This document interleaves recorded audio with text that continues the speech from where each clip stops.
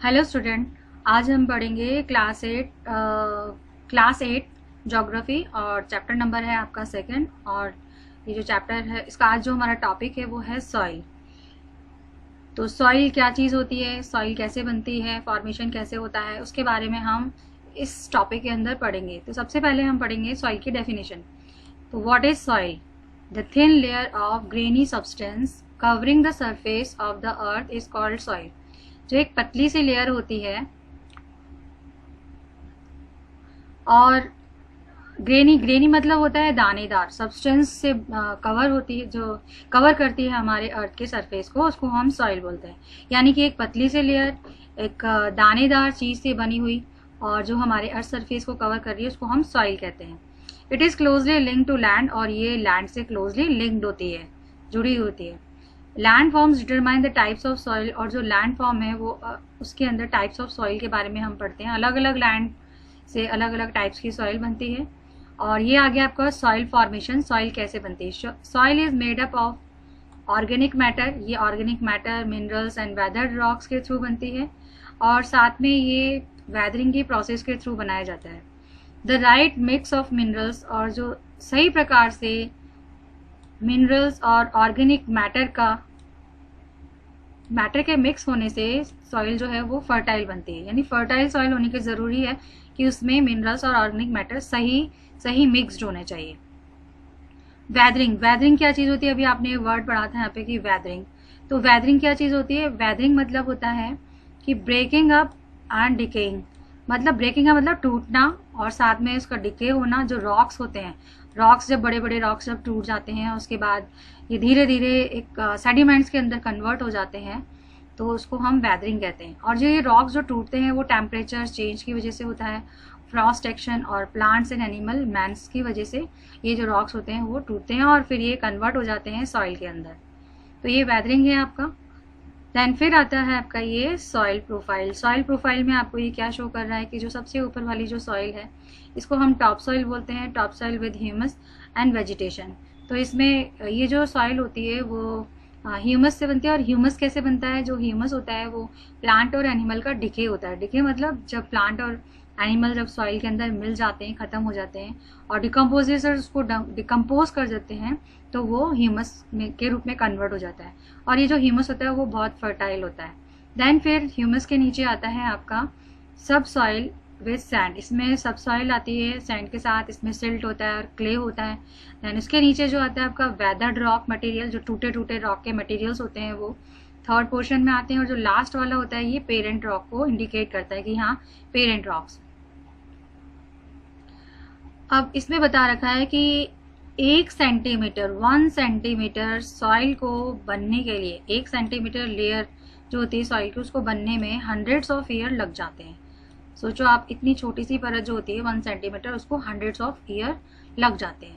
अब इसमें इन्होंने बता रखा है कौन कौन से फैक्टर्स हैं जो सॉइल को फॉर्म करते हैं, सॉइल फॉर्मेशन में जो अपना रोल निभाते हैं। जैसे सॉइल दे दिया, सॉइल को बनाने में सबसे इम्पॉर्टेंट जो रोल होता है वो पेरेंट रॉक्स का होता है, एंड उसके बाद रिलीफ का होता है, फिर flora and fauna and micro organisms का होता है, उसके अलावा क्लाइमेट का होता है एंड टाइम का होता है। तो टाइम जो है ये इंडिकेट करता है आपका ये सारी चीज़ें जो इंपॉर्टेंट फैक्टर्स हैं जो कि सॉइल को बनाने में अपना कंट्रीब्यूशन देती हैं।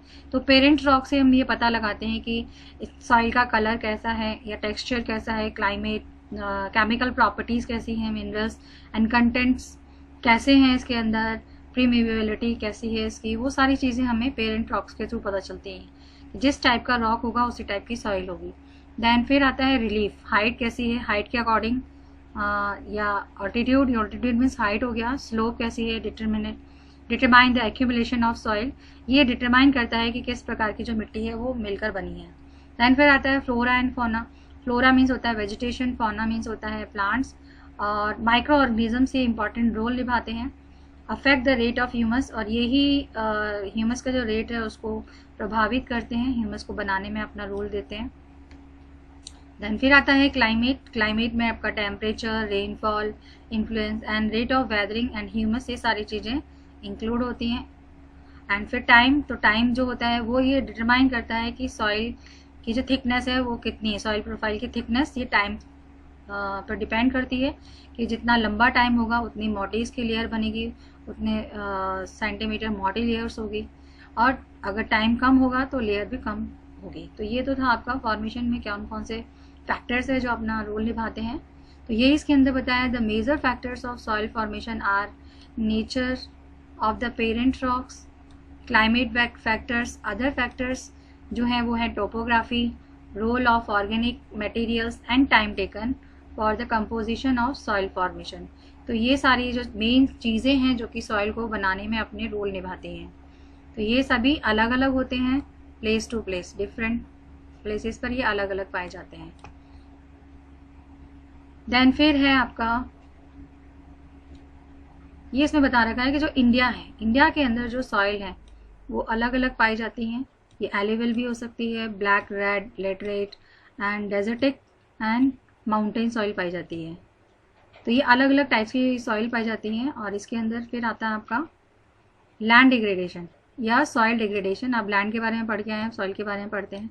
तो सॉइल डिग्रेड कैसे होती है और कंजर्वेशन कैसे किया जाता है सॉइल का, या मेजर्स मीन्स होता है उपाय, इसको सॉइल को कैसे कंजर्व किया जाता है, कौन कौन से उपाय हैं इसको यूज़ किए जाते हैं। देन फर्स्ट आता है आपका soil erosion. Soil erosion and depletion are the major threats to soil as a resource. जो सॉइल इरोजन है या डिप्लेशन है, ये मेजर कारण है सॉइल को क्रिएट यानी सॉइल का नुकसान करना, या सॉइल इरोजन या सॉइल की जो फर्टिलिटी है उसको कम करना। तो सॉइल इरोजन की वजह से फर्टिलिटी कम होती है और डिप्लेशन धीरे धीरे जो मिट्टी होती है वो खराब हो जाती है। तो ये एज अ रिसोर्स में ये सॉइल को नुकसान पहुंचाने वाली चीज़ है। Then both human and natural factors, दोनों ही, चाहे वो ह्यूमन फैक्टर हो या नेचुरल फैक्टर्स हो, lead to degradation of soil, ये दोनों मिलकर क्या करते हैं, सॉइल को डिग्रेड करने का काम करते हैं। इनकी जो भी एक्टिविटीज़ होती हैं वो सॉइल को डिग्रेड करती हैं। Factors which lead to soil degradation, और जो ऐसे फैक्टर्स जो कि सॉइल को डिग्रेड करने का काम करते हैं वो हैं आपके डिफॉरेस्टेशन यानी कि जंगलों को काटना, ओवरग्रेजिंग अंधाधुंध चराना जानवरों को, over use of chemical fertilisers का ओवर यूज़ करना, और पेस्टिसाइड्स का, rain wash, landslides and floods, ये सारे कारण हैं जिसकी वजह से लैंड जो सॉइल है वो डिग्रेड होती है। तो ये सारे रीजंस हो गए। अब इसमें इन्होंने मेथड बताया कैसे हम सॉइल को कंजर्व कर सकते हैं। कुछ मेथड्स दे रखे हैं इसके अंदर, और ये जो मेथड्स हैं आपके वो नीचे दे रखे हैं। तो सबसे पहले दिया है मल्चिंग। मल्चिंग क्या होता है, इसके अंदर क्या होता है कि जो लैंड होती है, ग्राउंड होता है बिटवीन द प्लांट्स के बीच में, उसको कवर कर दिया जाता है ऑर्गेनिक मैटर्स के थ्रू। ऑर्गेनिक मैटर्स में जैसे कि आता है स्ट्रॉ मीन्स होता है घास। तो घास वगैरह उसमें डाल दी जाती है या उसमें लगा दी जाती है जिससे कि जो सॉइल है वो हमारी कंजर्व हो जाती है। यानी कि अगर घास वगैरह लगी हो तो उससे क्या होता है, मिट्टी कटती नहीं है और बहती नहीं है। It helps to retain soil moisture, और ये मदद करता है सॉइल के मॉइस्चर को रिटेन करने में। तो ये हो गया आपका मल्चिंग, इसको हम बोलते हैं मल्चिंग। देन फिर आता है आपका कंटूर बैरियर्स। कंटूर बैरियर्स ये स्टोन्स के थ्रू बनाए जाते हैं, ग्रास या सॉइल यूज़ की जाती है, और ये कंटूर्स के साथ साथ बनाए जाते हैं। Trenches are made in front of barriers, और ये barriers in front of barriers यानी बैरियर्स के सामने इसको बनाया, बैरियर के रूप में बनाया जाता है ट्रेंचेस के सामने, जिससे कि जो पानी है, ट्रेंचेस बनाए जाते हैं इन बैरियर के पास में जिससे कि जो पानी है वो वहाँ पर कलेक्ट हो जाए वहाँ से बहकर। देन फिर आता है रॉक डैम। रॉक डैम क्या होता है कि रॉक पाइल्ड अप, जो रॉक होते हैं वो धीरे धीरे उसके ढेर, पाइल्ड मतलब होता है ढेर, ढेर जिसे बोलते हैं ऊंचा सा टीला बना लेना, to slow down the flow of water. इससे क्या होता है कि जो वाटर का फ्लो डाउन है वो धीरे धीरे होता है। दिस प्रिवेंट द गलीज, और इससे जो गलीज वगैरह होती हैं इससे बचा जा सकता है, और जो फर्दर जो सॉइल लॉस होता है उससे बचा जा सकता है। तो ये देखो, ये कंटूर प्लगिंग इसमें बता रखा है कि इस तरह से ये लाइंस वगैरह बना लेते हैं, कंटूर्स बना लेते हैं। देन फिर आता है आपका टेरेस फार्मिंग। टेरेस फार्मिंग में पिक्चर शो कर रखी है, सीढ़ी बना करके उस पर खेती की जाती है। These are made on a steep slopes, और ये स्टीप स्लोप्स में बनाए जाते हैं यानी जहाँ पे ढलान बहुत तिरछी होती है, so that the flat surface are available to grow crop, जिससे कि फ्लैट सरफेस बनाया जा सके जिसपे क्रॉप उगाई जाए। दे कैन रिड्यूस सरफेस, और ये surface they can reduce surface run of and soil erosion, और ये जो सरफेस है उस पे से सॉइल इरोजन को होने से कम करता है। देन फिर आता है आपका इंटरक्रॉपिंग। इंटरक्रॉपिंग मतलब होता है जो फसल बीच बीच में लगा दी जाती है। Different crops are grown in alternate rows, जो रोज होते हैं वहाँ पर अलग अलग प्रकार की क्रॉप्स लगा दी जाती है। And are shown at the different times, और अलग अलग टाइम्स में इसको शो किया जाता है। शोन मतलब बोया जाता है। The soil and the rain, जिससे कि जो सॉइल है वो रेन के थ्रू वॉश ना हो, वॉश मतलब बह ना जाए। देन फिर आता है आपका contour ploughing. Contour ploughing, the ploughing parallel to the contours, parallels जो कंटूर है उसके पैरल पैरल में इसको लगाया जाता है to form a natural barrier, जिससे कि एक नेचुरल बैरियर बनाया जा सके।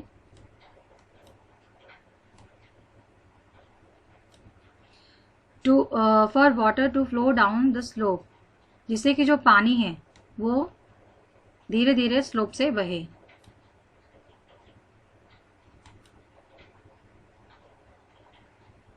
फिर आया आपका शेल्टर बेल्ट। तो ये बैरियर हो गया जिससे कि जो फ्लो है पानी का उसको कम किया जा सके स्लोप में। Then shelter belt, shelter belt ये कोस्टल एरियाज़ के अंदर या ड्राई रीजन्स के अंदर बनाए जाते हैं। रोज ऑफ ट्रीज, इसमें क्या होता है कि रोज ऑफ ट्रीज को लगा दिया, प्लांट किया जाता है, जिससे कि जो विंड मूवमेंट है उसको रोका जा सके, क्योंकि हवा जब तेज चलती है तो उससे बहुत सारी मिट्टी उड़ जाती है, और उस मिट्टी को उड़ने से बचाने के लिए प्लांट्स लगाए जाते हैं। शेल्टर बेल्ट इसको बोला है। जैसे कोई शेल्टर बेल्ट, इसमें जो पेड़ हैं वो लग रहे हैं जिससे कि मिट्टी यहाँ से उड़ेगी नहीं। तो ये क्या करते हैं, ये प्रोटेक्ट करते हैं सॉइल कवर को। फिर इसमें ये एक्टिविटी दे दी गई है। एक्टिविटी के अंदर ये बताया गया है टेक 2 ट्रेज, 2 ट्रे ले लो, 2 ट्रे ले लो। एक ट्रे है ए, दूसरी है बी, और ए ट्रे के अंदर तो क्या सिर्फ सॉइल भर दी है और लास्ट में इसके छेद कर दिए हैं। इसमें लास्ट एंड में कुछ इसमें छेद कर दिए और इसके अंदर भी छेद कर दिए। इसके अंदर तो कुछ भी नहीं लगाया और इसके अंदर कुछ ग्रास उगा दी है। जब ये ग्रास थोड़ी सी बड़ी हो जाती है फिर इसमें इन्होंने दे रखा है कि इसमें जब इन्होंने पानी डाला तो ये जो मिट्टी है वो बहकर नीचे चली जाती है, लेकिन जब इन्होंने बी ट्रे में पानी डाला तो ये मिट्टी बहकर नीचे नहीं जाती है। तो आपने देखा होगा इसमें कम सॉइल इरोजन हो रहा है और बहुत कम जा रहा है, और इसमें क्या है कि इसमें पूरी मिट्टी ही बह के जा रही है, तो यहाँ पे इरोजन ज़्यादा हो रहा है। तो ये इसमें बताया कि जो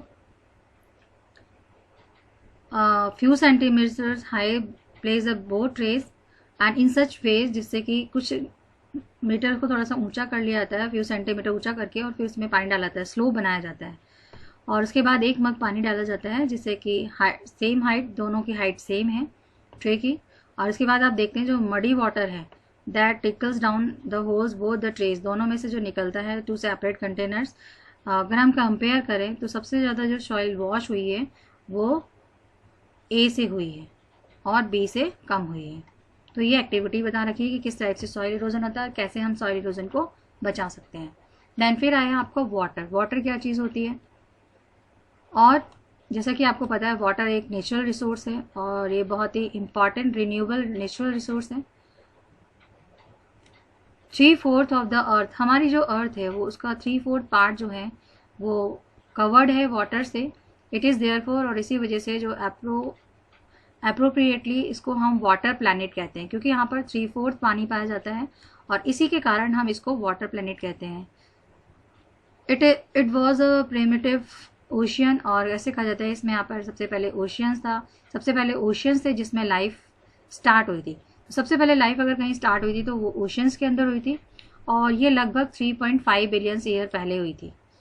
इवन टुडे, आज भी जो ओशियंस हैं वो कवर्ड हैं 2/3 वाटर से अर्थ सरफेस का, and support a rich variety of plants, और ये कई वैरायटी ऑफ प्लांट्स और एनिमल लाइफ है जो वाटर के अंदर आज भी सिचुएटेड है। The ocean water is however saline, जो ओशन वाटर होता है हालांकि वो खारा होता है और ये ह्यूमन कंजप्शन के लिए फिट नहीं होता है। फ्रेश वाटर जो है वो केवल 2.7% है, और इसका भी जो 70% है वो आइस शीट के अंदर कन्वर्ट है, और जो ग्लेशियर्स है इनके रूप में है, जैसे कि अंटार्कटिका है, ग्रीनलैंड है, माउंटेनियस रीजन है, इसमें 70% जो वाटर है वो जमा हुआ है। Due to their location they are inaccessible, क्योंकि इनकी लोकेशन ऐसी है जहाँ पे हम लोग पहुँच नहीं सकते हैं। तो केवल 1% जो पानी है, 1% वाटर, जो फ्रेश वाटर है,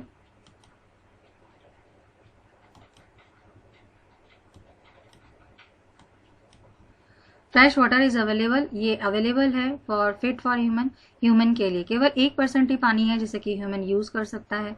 it is found as ground water, और ये भी पाया जाता है ground water and surface water in river, lake and as water vapour in atmosphere. Fresh water therefore, इसी वजह से जो फ्रेश वाटर है वो सबसे ज़्यादा प्रीशियस सब्सटेंस है अर्थ पर, क्योंकि बहुत कम पाए जाते हैं और इसके बिना कोई रह भी नहीं सकता है।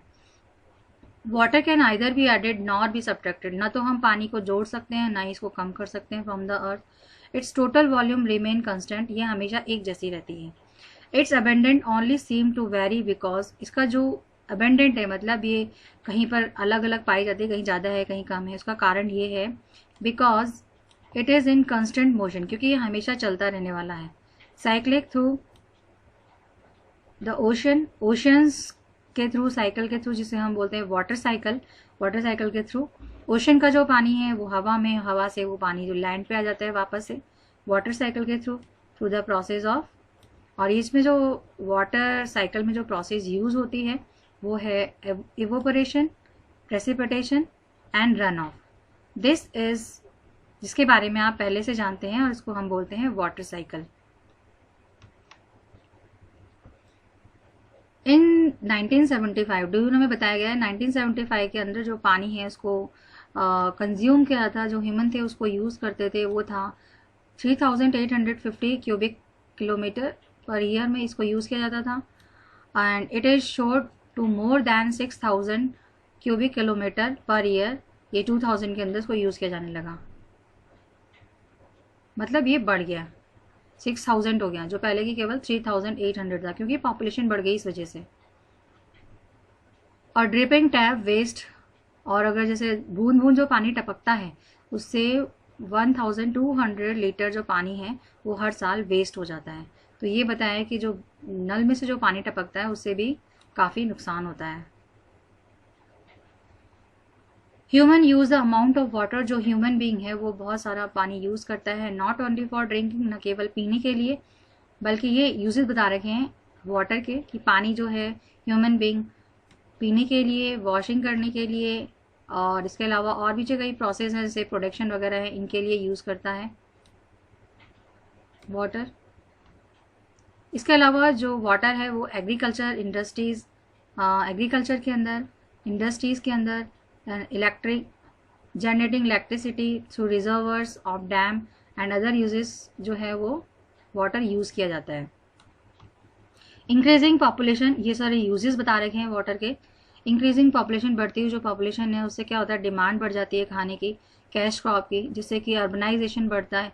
Rising standard of living standard को बढ़ाने के लिए ये जो मेजर फैक्टर्स हैं, leading the shortage in supply of fresh water, और इससे क्या होता है कि उसके लिए जो शॉर्टेज है वाटर, फ्रेश वाटर सप्लाई की, either due to drying up, या तो वो जो फ्रेश वाटर है वो सूख गया है ऑफ द वाटर रिसोर्सेज या वाटर रिसोर्सेज, और या फिर पानी पॉल्यूट हो गया है। इसकी वजह से जो पानी की कमी पाई जाती है, बढ़ती हुई डिमांड के लिए पूरा नहीं हो पाता है। ये इसमें बता रखा है यूजेस ऑफ वाटर है, कैसे इसको यूज़ किया जाता है। एवरी डे 135, जो इंडियंस हैं वो 135 लीटर वाटर हर दिन यूज़ करते हैं। यूज़ किस में करते हैं, ड्रिंकिंग में, कुकिंग में, बाथिंग में, फ्लशिंग में, वॉश क्लोथ में, वॉशिंग यूटेंसिल्स, बर्तन धोने में, गार्डनिंग में, और ये सारा टोटल 135 है। अब है आपका प्रॉब्लम्स ऑफ वाटर अवेलेबिलिटी। अब वाटर अवेलेबिलिटी से लेके क्या क्या प्रॉब्लम्स आती हैं, क्या प्रॉब्लम्स हैं, उसके बारे में बताया गया इसमें। There is scarcity of water, पानी की कमी पाई जाती है वर्ल्ड के कई रीजन्स के अंदर। ज़्यादातर अफ्रीका, मोस्ट ऑफ जिसमें अफ्रीका है, West Asia, South Asia, part of western USA, north west Mexico, part of southern America and entire Australia, यहाँ पर सबसे ज़्यादा पानी की कमी को, जो फ्रेश वाटर है उसकी सप्लाई को महसूस किया जाता है। तो ये वो एरियाज़ हैं जहाँ पर पानी की सबसे ज़्यादा कमी पाई जाती है। Countries located in the climatic zone, और जो कंट्रीज़ क्लाइमेटिक जोन में लोकेट होती हैं, जैसे मोस्ट सस्केप्टिबल